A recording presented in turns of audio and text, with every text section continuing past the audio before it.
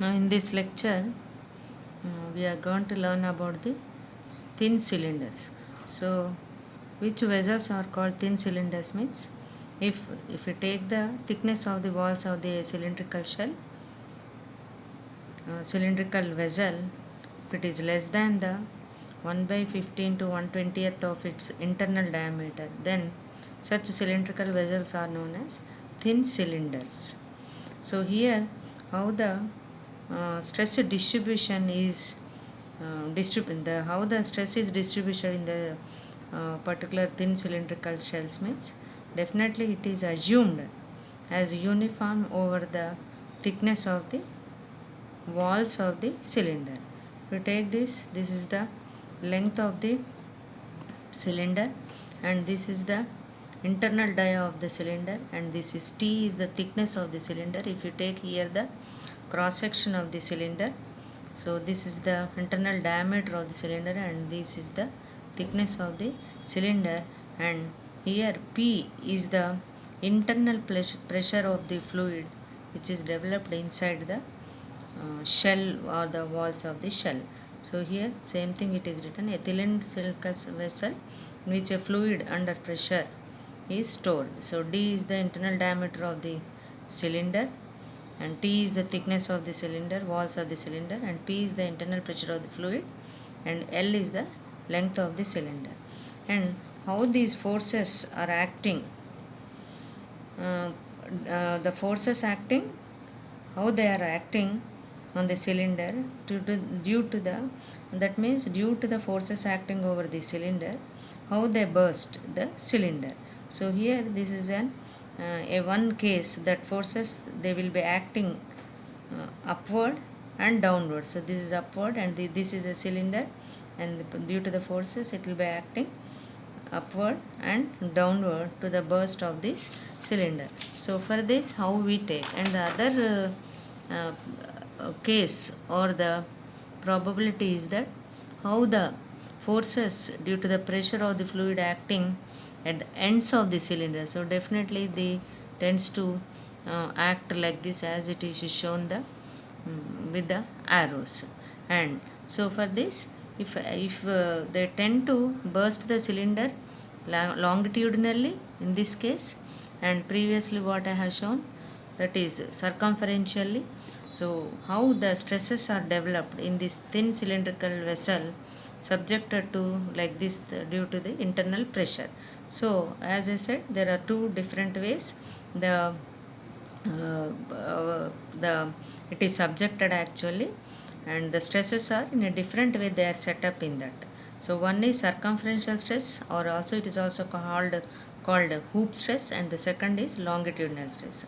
Though the stresses which are acting circumferential are called circumferential stresses or the hoop stresses, and the stresses acting along the length of the as it is shown in the above figure, and they are called the stresses are called longitudinal stresses. So we find out the expressions for both the circumferential stresses and also the longitudinal stresses. So first one is the expression for circumferential stress or hoop stress.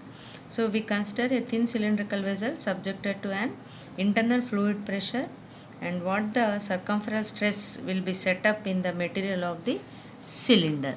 So for this a figure I have shown here. So this is the circumferential stress. We take this as, we consider this as sigma 1, and this sigma 1 is, so this is the section of the um, cylinder, and this L is the length of the cylinder, and the sigma, the stresses are developed like this circumferentially, and this D is the internal diameter, and this T is the thickness of the cylinder. So P is the internal pressure of fluid, D is the internal diameter of the cylinder, and T is the thickness of the walls, and sigma 1 is the circumferential or hoop stress. So the bursting will take place if the force due to fluid pressure is more than the resisting force due to the circumferential stress. So therefore to keep that means to maintain a limiting condition, the two forces must be or should be equal. So that is, one is the force due to fluid pressure, the other one is the circumferential stress. So first we write force due to fluid pressure. Force is that P into area of P which is acting. So P into area on which it is acting is D is the internal diameter into L. So this is the, we take this as equation 1. And force due to circumferential stress is, that is the here force, that is a sigma 1 and into area on which sigma 1 is acting. So sigma 1 into area on which the stress is acting is L into T. So both sides it is, so L into T plus L into T. So L into T and L into T. So sigma 1 into 2LT, or this which is equal to 2 sigma 1 LT. So this we take it as a equation 2. As for the limiting case, these both forces, that is force due to fluid pressure and force due to circumference stress, these both must be equal. So equating these two equations, that is P into D into L equal to 2 sigma 1 into L into T, that is P into D into L equal to 2 sigma L into T. So L will be get cancelled. So sigma 1 is equal to PD by 2T. So this is the expression for finding the circumferential stress, that is sigma 1 equal to PD by 2T. Now coming to the expression for the second case, that is expression for the longitudinal stress. So this is the cross section of the cylinder. So here the stresses are acting longitudinally, that means along the length of the cylinder, and this is sigma 2, that stress is, that is a longitudinal stress, we notate it as sigma 2, and this is D is the internal diameter, and P of course is the internal pressure of the fluid. So we consider thin cylindrical vessel subjected to internal fluid pressure. Longitudinal stress will be set up in the material of the cylinder. So the bursting of the cylinder takes place during along the section is that. So P is internal pressure, D is the internal dia of the cylinder, T is the thickness of cylinder, sigma 2 is the longitudinal stress in the material. So the bursting takes place if the force due to fluid pressure acts on the ends is more than the resisting force due to this longitudinal stress, that is sigma 2 will be developing. So this, for this again we have to take here also, as we have taken in the previous expression, force due to fluid pressure, that is P into area on which P is acting. So that is P into pi d square by 4. This we take it as we consider this as an equation 1. And second is resting force, that is sigma 2 into area on which sigma 2 is acting, that is sigma 2 into area is pi d into T.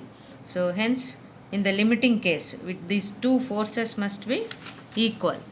So we equate the both the equations, that is equation 1 and 2. So that is P into pi d square by 4 is equal to 2 into pi d into T. So from this we get it as, we can find sigma 2, that is a circumference longitudinal stress, that is equal to P pi by 4 d square by pi d into T, that is after simplification sigma 2 is equal to PD by 4T. So therefore this stress 2 is also, so this both this sigma 2, that is the longitudinal stress, is tensile, because as it is acting along the length of the cylinder. So this is sigma 2 is equal to PD by 2 into, like this also we can write this expression 2 into 2T. So which we can write it as half into P by 2T is nothing but sigma 1. So half into sigma 1. So the longitudinal stress is, so with this we can come to conclusion that longitudinal stress is equal to half of the circumferential stress, or sigma 1 is equal to 2 into sigma 2. So therefore the permissible stress is always less than the circumferential stress. So that is circumference stress is greater than the permissible stress, either or vice versa. And similarly we can also write the maximum shear stress. The maximum shear stress is equal to, we can give the notation as tau maximum. Tau maximum is equal to, that is what is longitudinal stress minus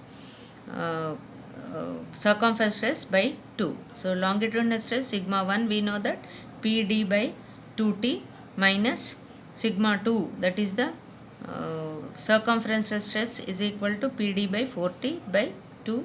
So if you simplify, tau maximum is equal to PD by 8T. And now a simple problem we solve here is example problem. A cylindrical pipe of dia of 1.5 meters, thickness 1.5 centimeters is subjected to an internal fluid pressure of 1.2 newtons per square mm. Determine longitudinal stress developed in the pipe, and also second part is that circumferential stress developed in the pipe. So dia of pipe D is 1.5 meters, thickness of the T is 1.5 centimeters. This also we converting this to meters, 1.5 10 to the power minus 2 meters. Internal fluid pressure, that is P is equal to 1.2 newtons per square mm. So this can be taken as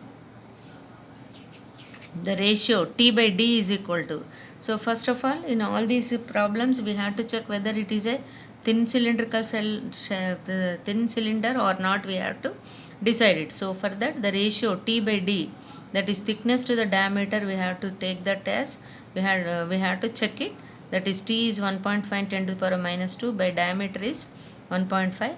So this is, it is 1 by 100, it is less than 1 by 20. So therefore definitely this is a case of thin cylinder. Now after checking this, then only we can use this both the expressions what we have found. So first one is the longitudinal stress, sigma 2 is equal to PD by 4T.